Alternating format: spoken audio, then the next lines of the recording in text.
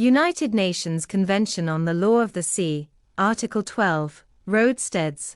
Roadsteads which are normally used for the loading, unloading and anchoring of ships, and which would otherwise be situated wholly or partly outside the outer limit of the territorial sea, are included in the territorial sea.